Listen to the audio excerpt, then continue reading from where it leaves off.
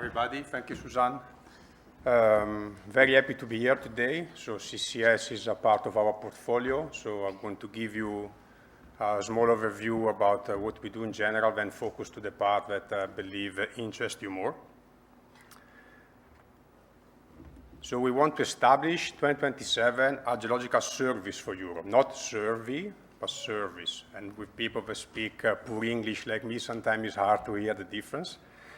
And but why we want to do that? So I start looking for some headlines that are related to energy transition, for example. So of course the lack of raw materials in Europe that is on the mouth of everybody because the CRM Act, energy storage. That is a graph about the bankability of geothermal energy on the bottom left that I really like. So sometimes it's difficult to find investment in geothermal because there are too high risk in the exploration phase. Well, last year we all have impressed in our minds the pictures of the drought in South France, South Italy. So that is the Loire River in France. And then, well, these are just some of the headlines that I found. And what is also clear in these headlines is that we are talking about EU, we're talking about war problem. We have a problem, World Economic Forum, etc.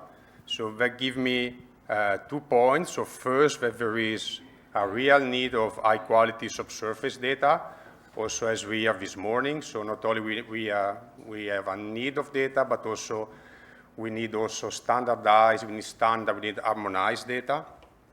And then also we have pan-European problem. So it's not, I mean, we just won't get out of this situation if everybody does his own things without any collective work.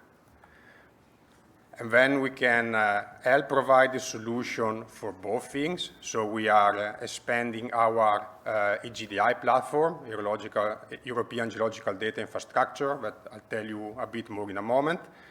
And then also in our program, we have 48 partners for 35 countries in Europe. So the only 2 countries that are not represented yet are Montenegro and Bulgaria, but I'm going to Montenegro in November to try to get into them as well.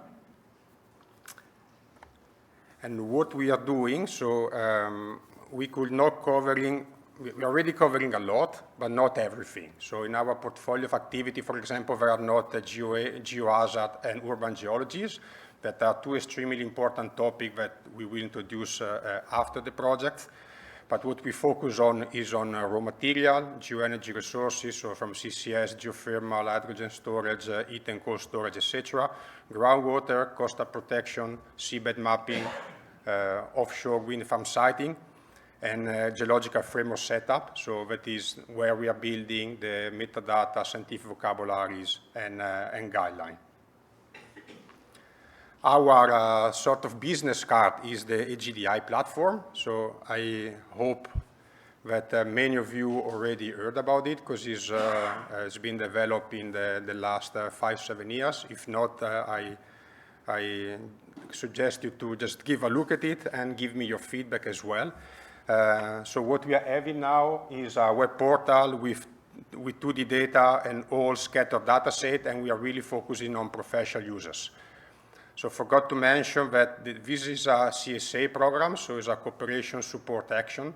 So we are not doing much of new research in it. So what we are doing is collecting a lot of the databases that are already out there in national databases or in overview projects. So we keep them together in the same platform with some harmonization just to make sure that everybody speaks the same language. We are turning a GDI into, so far we are calling like a knowledge infrastructure, so you can also run some predictive modeling, moving from 2D geological databases to 3D and 4D, and also to have interconnecting databases, and I will have some example later. Our ambition is also to be able to help as many type of stakeholders as possible, but for the moment, we're still going to focus on professional use only. So on the right, you see 2 of the maps that are already there. So on the top right is the critical raw minerals in Europe, and on the On the bottom right is the storage capacities of aquifer in Europe. To go a bit more in detail about things that interesting this audience, so this is a great work that I use very often to present what we are doing. So this is Paola Cantelli, is a colleague that you know very well. She's also part of the GSU project. So for example, we are starting for the IGME 5000, so the European Geological Map scale 1 to 5 million. And for them, by introducing lithotectonic unit, we can extrapolate extra information. That can be about mineral provinces, so like higher chances to incur some type of mineral or hydrogeological or geoenergy potential for CCS, salt cavern for hydrogen storage, you name it. So this is the, and on the future platform, depending on the stakeholder that you ask, the type of user that you have, you will get also different information out of this. So getting more in detail about CO2 geological storage, this is a map that you already know, most of you. So it's a nice map created by the CO2 Stop consortium. So what, for example, what we want to add to this map is to be able to extrapolate different kind of data depending on the type of users that you have. So when you enter a platform, you say, I'm a policymaker. So when you click on a point on the database, when you get some information that we believe that are more useful for policymaker. If you are a geologist, you can get some more information. If you are someone from the press, where you want to understand more about CCS, you get different kind of informations. And one thing that we always have to keep in mind when we do our communication with the external world is why we are doing this. So why this type of map are of importance. So I try to put together a few points. For example, well, precision matters. So the more detailed is the map, the easier is to identify without the most promising site for CCS, and also reduce the risk during the initial phase. We can have a higher impact. We can support industry innovation. And of course, we can more of a global collaboration and not work only on member state only.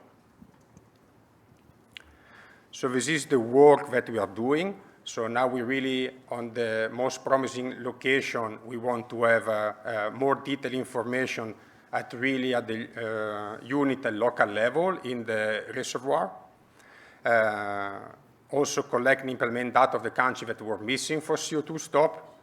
Also review the capacity estimation, and then we really work closely with different stakeholders because we really are tailoring our activity based on what is really needed. Then getting a bit to the topic of this forum. Again, so first thing I ask myself is like, okay, does it make sense CCS in Europe for two points of view, in the sense we have the storage, but we have an amount of capturable CO2 volume that we require storage. Well, I look for some data. These are data of 2023, so was quite a recent report.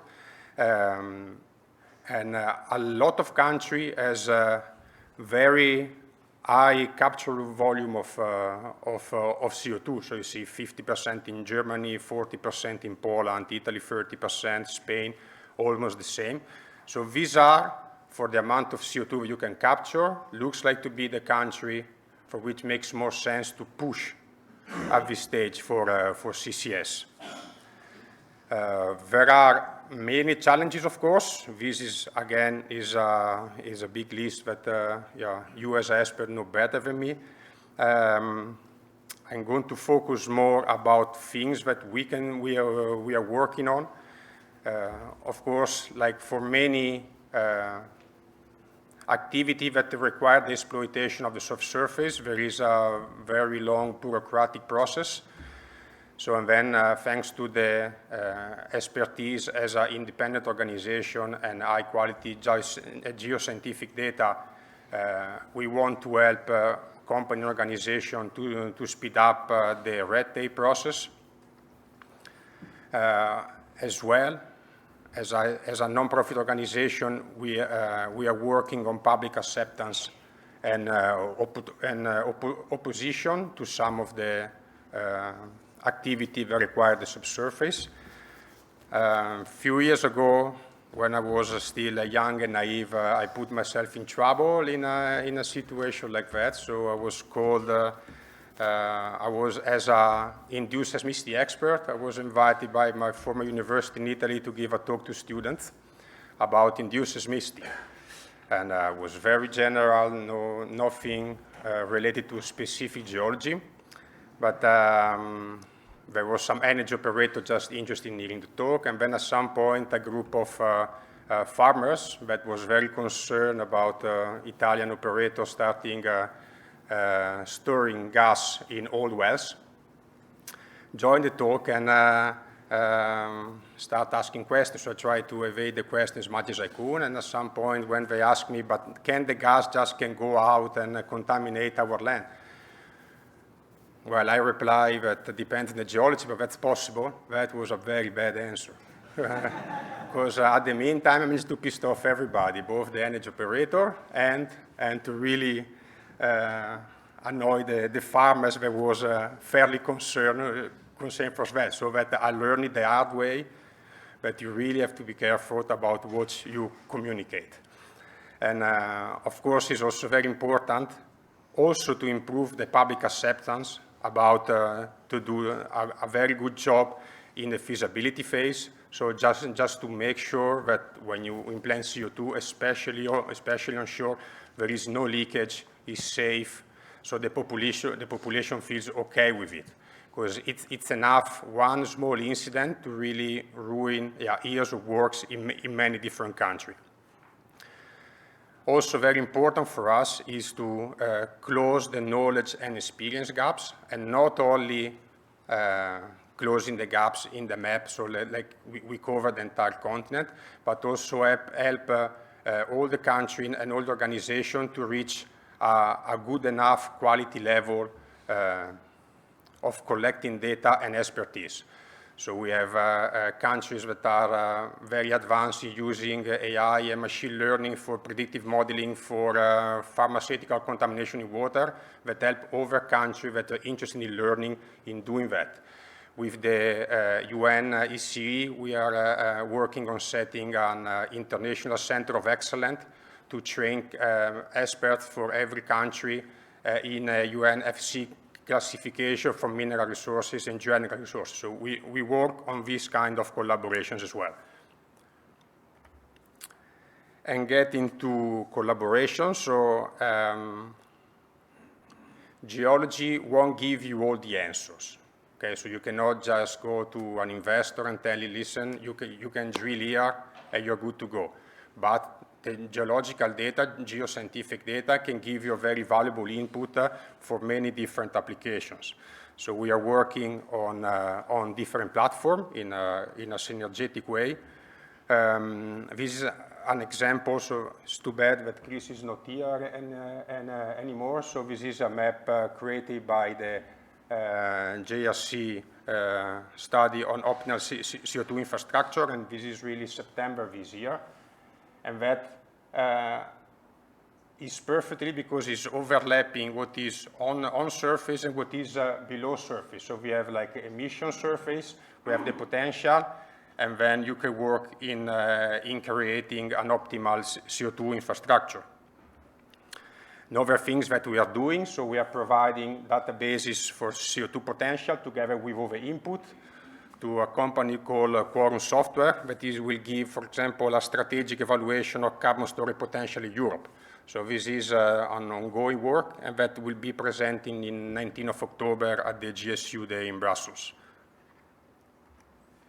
Another thing that is not strictly related to CCS, but can be easily extended to CCS. So again, on the left is a map of on-surface activity. So here is the wind potential, so for wind energy potential. The black circles are the concentration of industrial sites, so when there is actually a lot of CO2 that can be easily captured. And then if we overlapping with the source structure, so when to have like the, when it's easy to store hydrogen, then you can minimize also the infrastructure, both for land use and also for the investment cost.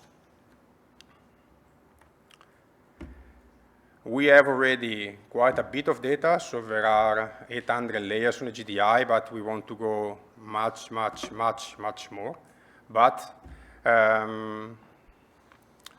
we want to have more data. So far we are collecting a lot of data that are already publicly available, so we are doing some work in the harmonization point of view, but we really like to start working as well with private entities, because there is a huge amount of high-quality data on the surface in energy operator and of an organization. So yesterday, for example, I was very happy to hear from our colleague from Croatia that was there. I can't find it anymore, but they are creating also an atlas of, for example, Croatian potential of CCS, and we're going to be made public available. We'll be more than happy to integrate this type of work in the GDI infrastructure. And of course, we're going to give credit to everybody for the work. So we're not going to put anything on the platform and say that we did it because we are smart and good, but we give credit to everybody that deserves it. Because we just go back to there. So we really need this data. And a lot of time the data are already there. We just need to put it down there. Why we want to do so? Well, first of all, as a social responsibility, environmental compliance, and stakeholder engagement. So historically, and especially with the young generation, so oil and gas operator and mining industry is not seen as the organization that has the best practices of the world. So it already starts sharing their data and plan. I have one slide. And that's already give a very good willing also for the environmental perspective. Then, of course, risk mitigation, R&D, international collaboration, and support with policymakers. Very last one. So just to recap, and then please catch me in the breaks. I'm extremely happy to have a conversation with you and also talk for collaboration. So we really need data. We are really improving our platform to take it to the next level. We are really working as well on CCS together both with end users and the Commission. And we are looking for collaboration with a broad range of stakeholders and always love to connect more. Thank you, Francesco.